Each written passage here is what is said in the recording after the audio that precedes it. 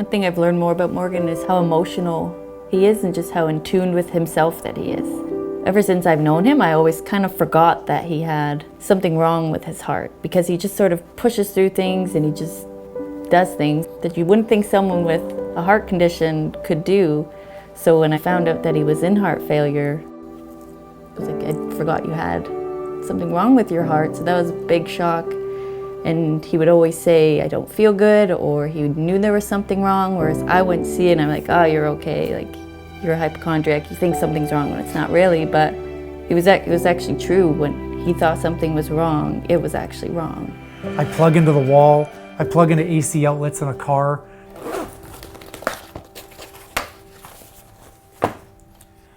You end up getting 2 batteries and you get your controller.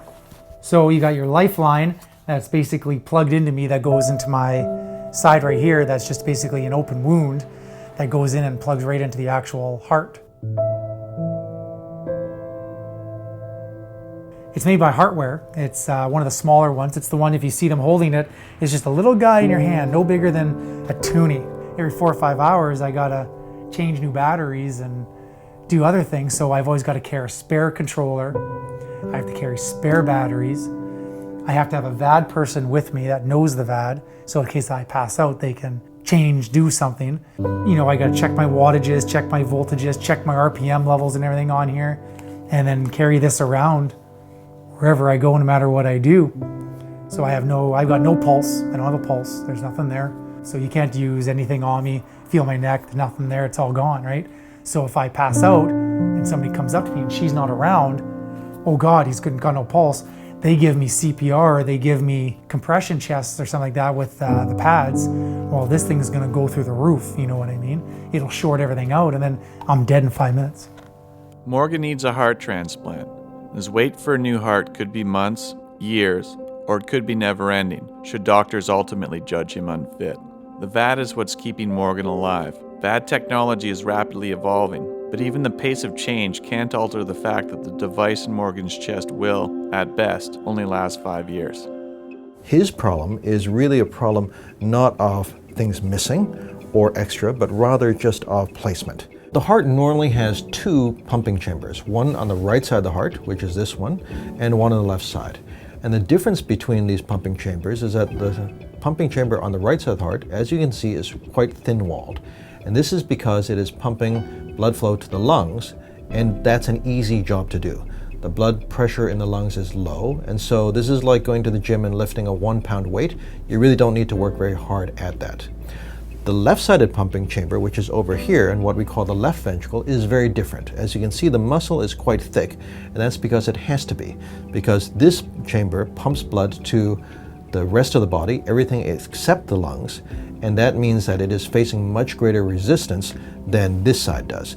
The pumping chambers of his heart are reversed from their usual locations. This right side of the heart, which has been pumping against much greater resistance than it was ever designed to do, has ultimately gotten bigger and bigger and gotten weaker and weaker. With a VAD, what we are doing is we are taking over the pumping function of some weakened chamber of the heart. We put the pump into that chamber and it sucks blood from the inside of that chamber into the pump, where an impeller is going to spin at several thousand revolutions per minute, and that will push the blood forwards through a graft that we sew to the main artery called the aorta that carries blood to the rest of the body, and that basically does the job that his weakened pumping chamber could not. The Peter Munck Cardiac Centre in Toronto General Hospital performed 32 VAD surgeries last year. Based on population and demand, they could be doing 90 annually. But they aren't. Why? Money. The device plus surgery plus recovery costs the Canadian healthcare system about $175,000. Canadians in need are dying every year. The day Morgan was born, they thought he was in distress because his heart rate was slow when they were listening to it through me. So they did an emergency cesarean on him, and they found that he had a complete heart block. And so we went to Sick Kids within about 4 days, and they examined him, and then I remember my husband and I sitting in the doctor's office, and he said, "This is what a normal heart looks like, and this is what your son's heart's like." And he starts taking pieces and switching them around, and that was a big shock. And even someone telling me he had a complete heart block, I thought, what does that mean? Like, does that mean he's dying? So each time from the complete heart block, I thought he was dying. And then when his heart was all switched around, I thought that meant he was dying. Morgan was diagnosed with congenitally corrected transposition of the great arteries, an extreme rarity among heart defects. But he didn't let it stop him from being a kid. Played baseball, skied, and ran and jumped about with all the other kids in his hometown of Thunder Bay, Ontario. At 11, he had a pacemaker put in. Morgan instantly felt different. He felt something new. He said, "There's something wrong. I can feel something in my chest."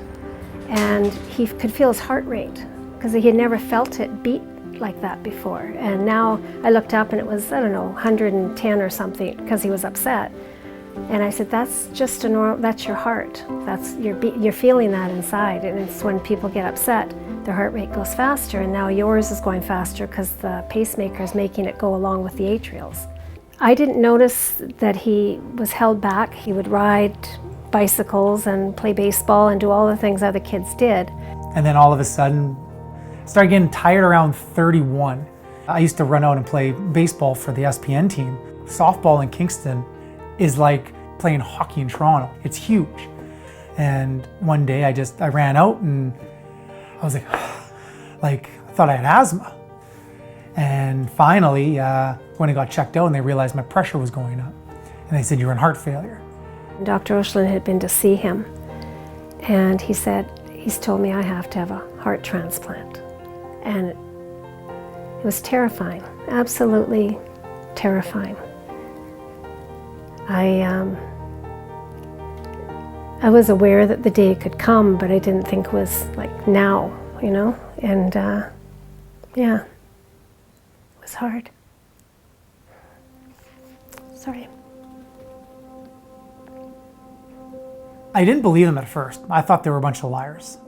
At first it was, no, it's wrong. I want a second opinion. I want to change hospitals. You're in complete denial, and most people are. They're the people that come and tell you and saying, "You're going to die if you don't change right now," and they're very upfront about it.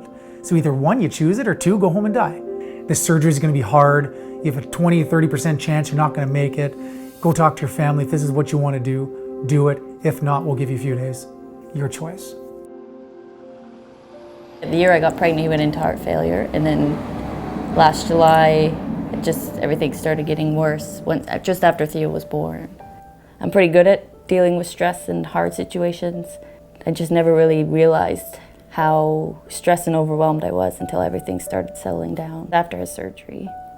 We decided we were going to get married in 2017, but once we found out he was having surgery sooner, we thought, why not make it legal in case anything were to go wrong during surgery or something bad were to come out of it. Just so we would have a good memory going into surgery, and we'd have pictures and things to look back on. And it was just a smaller wedding, and then all the doctors and nurses were all peering in from outside the door, and there was a big line of them all watching us from the different wards. They had an influenza outbreak that day, so Morgan wasn't allowed to leave the ward, but then they let us use the little computer room right off to the side. When we had to do pictures, I'd remove my mask and breathe, and I wouldn't talk to anybody, and then as soon as the picture was done, put it back on. So on April 5th, the day of Morgan's surgery, we woke up at 5:30, walked over to the hospital to see him because they were taking him down at 6:30 to prep him for surgery.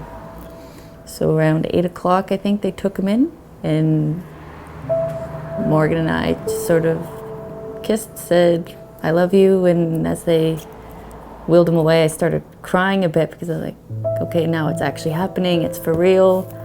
I never thought the day would actually come after being postponed so many times, but it was a very emotional day, so I just kind of kept myself busy with Theo, just playing, and then I think it was around 3 o'clock, the surgeon came out and said, surgery went well, the VAD was in, it's working properly, and they were just waiting for the bleeding to stop. So around 6 o'clock, the surgeon that was still there came out and said the bleeding still hasn't stopped. They were going to wait a bit longer, and at that point I just kind of broke down and I didn't know what to do because I was all by myself with Theo at the hospital, or at the hotel. And everything was going through my mind, whether things were going to be okay or not okay. So it's a very emotional day. It's probably one of the hardest days, probably of my life yeah.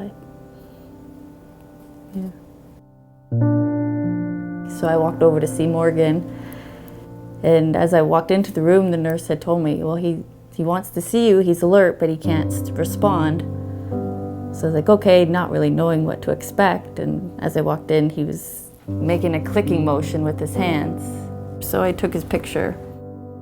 I do still have hope, and the more you read about it, I think I Google everything. When he had liver failure, I Googled it. When he had this, I Googled it. And you go through the terror of thinking, God, he could die again. And you realize that. You realize that he could die, but there's no more likelihood of that than he can also live. The emotional strain the Ladas are under is coupled with intense financial stress. Before he got sick, Morgan was an electronics contractor. He had employees. Now the business is gone, and because of his physical limitations, there's no going back to it. Stacy works at a home for the deaf and blind. She's been on stress leave. Money's incredibly tight.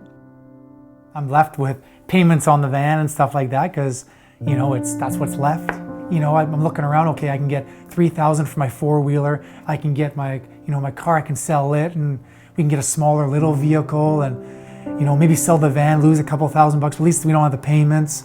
That stresses the heck out of me, I just want to get rid of it all. Why do I need it? So every Thursday, we go to Toronto. I get off at midnight, sleep for a couple hours, get up really early, get myself ready, get Theo ready. We head out the door around 7:30, get into Toronto 10:30, go to all the appointments. One day we had 4 or 5, so we didn't get out of the hospital until 5 o'clock that night and didn't make it home till about 9 o'clock in the evening. Then put Theo to bed, and I went to bed and got up for work at 8 o'clock the next morning. So it's very busy day. To drive to Toronto and home from Toronto in one day is just tiring in itself. So to spend an entire day going around an entire hospital is even more tiring. We might only have one appointment, and we go there for a half-hour appointment, pay your $25 for parking. It's a 2.5-hour drive here and 2.5-hour drive back for half-hour appointment. They check my blood pressure. They check the VAD ratings. They check, make sure my heart rate's working fine, make sure the VAD's working fine. With Theo, he goes around and he has his own way of making friends. You are so cute. All the nurses and doctors love him here. Even when he kind of gets on the rough side, they love him to pieces.